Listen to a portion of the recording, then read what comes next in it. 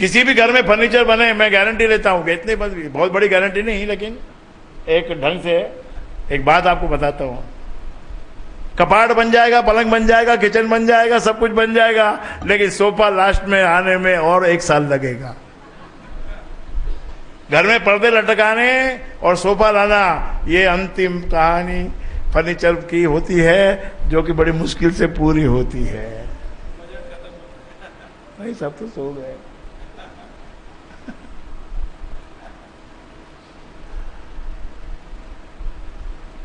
तो कृष्ण के एक सिरहाने जाके बैठ गया और फिर अर्जुन भी आया। अर्जुन ने देखा भाई मालिक तो सो रहे हैं, भगवान तो सो रहे हैं, तो उनके पैरों की तरफ बैठ गया। अब दोनों पार्टी आई हुई है अपनी अपनी याचना लेके। अब कृष्ण जब उठे तो नेचुरल बात है, आदमी जब सोया है तो उसकी दृष्टि सामने पड़ेगी। सामने दृष्टि अर्जुन पे पड़ी कि अर्जुन बोलो कैसे आए? अरे कब आए? कि बस महाराज अभी आया हूं। तो पीछे से दुर्योधन बोला महाराज मैं पहले आया हूं। अच्छा तो दुर्योधन तुम भी आए हो, क्या बात है? बोलो भाई। बोलो महाराज अभी तो युद्ध होने वाला है, आप बताइए कि आप किसकी तरफ रहेंगे, आपका क्या स्टैंड है?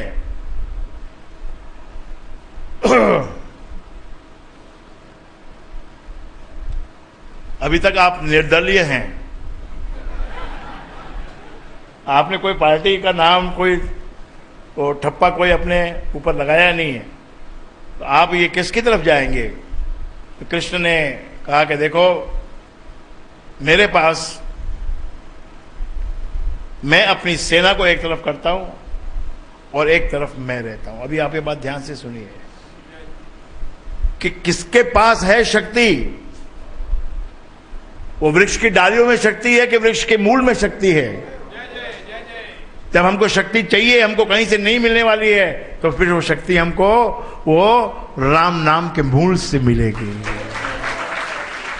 वहां फिर कोई भेदभाव नहीं है, वहां कोई क्वालिफिकेशन नहीं है कि तुम हीरे पहन के आए कि नहीं पहन के आए, कि तुम्हारी पोशाक कैसी है वो नहीं देखता है। वो तो मन का भाव और तुम्हारी जो इमरजेंसी जो तुम्हारे भीतर जो क्रिएट हुई है, वो तीव्रता, उसको देखता है। देखता क्या? ऑटोमेटिक उसका सिस्टम बना हुआ है।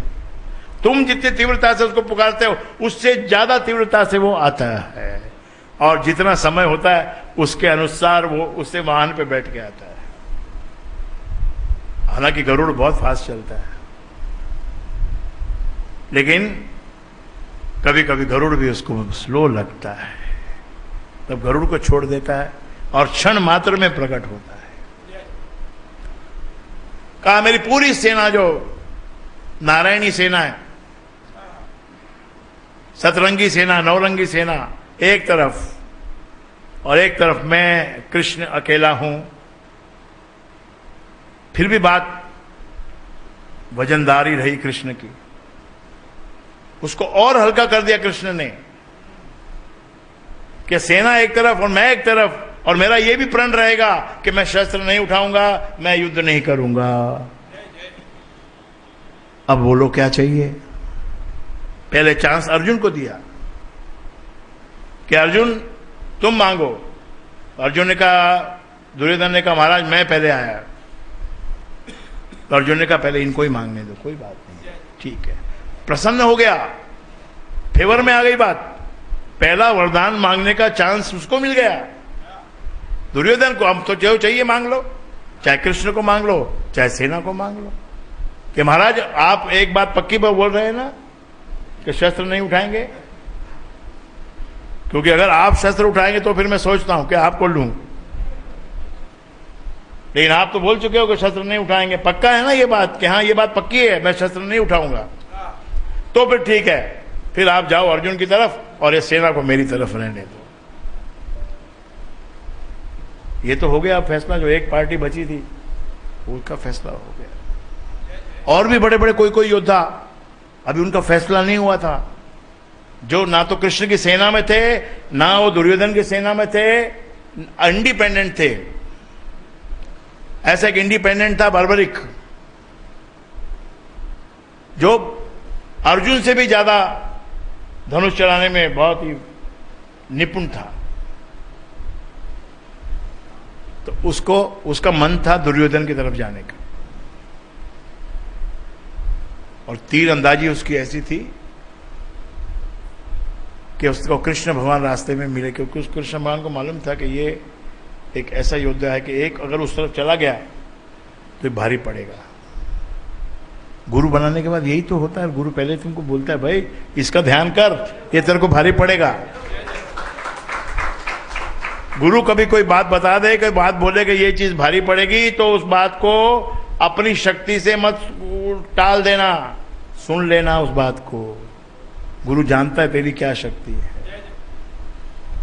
अगर वो बोल रहा है तुझे भारी पड़ेगी, तो फिर गुरु को यही बोलो कि भारी पड़ेगा जो पड़ेगा, लेकिन आप बैठे हो, मुझे तो ये आप संभालो इसको। ऐसे ही एक बार किसी के शादी थी घर में, तो पिताजी के पास वो आई बहन कि हमारे यहाँ शादी है। बहुत अच्छी बात है, शादी है तो, पर एक मुश्किल है, जो हमारी एक बुआ जी है, वो बुआ इतना तूफान मचाती है, इतनी पूरी पॉलिटिक्स करती है कि कोई भी सुख से बैठ नहीं सकता। 2 मिनट अगर वो आ जाएगी तो पूरे इस ब्याह का सत्यानाश निकाल देगी। तो आप मेरे गुरु हो, आप कुछ करो। उसको मालूम, खुद को ही मालूम था कि ये बुआ भारी पड़ेगी। तो गुरु के हवाले जब हो जाते हैं तो फिर गुरु संभाल लेते हैं। गुरु ने कहा जाओ कोई बात नहीं है, वो जो बुआ आएगी उसको हम संभाल लेंगे। 2-4 बातें उसको बता दी कि बुआ जी के लिए क्या करना, स्टेशन पे लेने जाना, खुद लेने जाना, बड़ी गाड़ी चाहे नहीं हो अपने पास, एक अच्छी बड़ी गाड़ी लेके जाना, बुआ जी करना, और बुआ जी करते ही रहना, और उसको सबसे अच्छे जगह में ठहराना।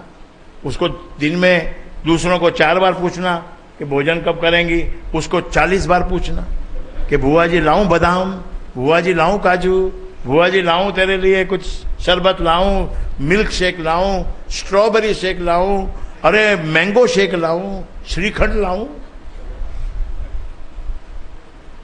श्रीखंड भी कमाल है भाई। मिठाइयों के नाम, एक श्रीखंड मिलता है, मैं मिठाई में मिलता है ना, एमएम मिठाई वाला भी क्या है कि एकदम स्टेशन के सामने बैठा है, उतरते पहले मेरे पास आओ। और आज यहां पर भाग्य से दोनों मिठाई वाले आ गए हैं, इधर एमएम वाले बैठे हैं, वहां भिकाजी वाले बैठे हैं। पर ये मलाड इतना बड़ा है कि इसके अंदर में और भी अगर 10 मिठाई वाले आ जाए तो उनका भी गुजारा हो जाए। 20 लाख लोग यहां रहते हैं मलाड, और मलाड का जो पीछे का वो जो है ना कुराड़ विलेज, और विलेज के बाद फिर बोलते हैं एक और विलेज है। ऐसा 20 लाख जनता यहां रहती है। 20 लाख में से कम 5 लाख तो करोड़पति हैं। अभी तो सभी हो गए होंगे, पर फिर भी चलो 20 में से 5 तो हैं करोड़पति, और उसमें से कम 2.5 लाख तो है मारवाड़ी। और मारवाड़ी है तो या तो भिकाजी में जाएगा, या तो एमएम में जाएगा, या तो दूसरी कोई मिठाई की दुकान में जाएगा। तो मैं तो भैया दोनों मिठाई वालों को आज एक बात बोलने वाला हूं कि आप अभी सत्संग में आना शुरू हुए हो, तो आपको सत्संगी भाई का जो भी कुछ बोलेगा, कोई भी मैं अमृतवाणी से आया हूं, तो उसको आपको 5-10% डिस्काउंट देना ही पड़ेगा।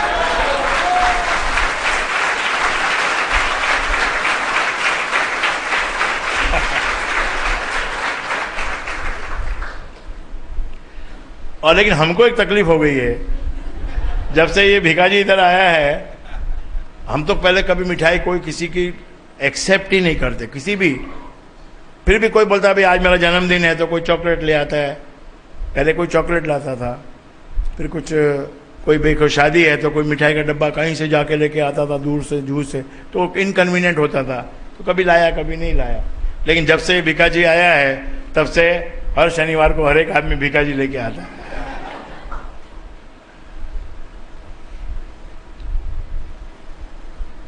तो ये तो किस्मत की बात होती है। देखो,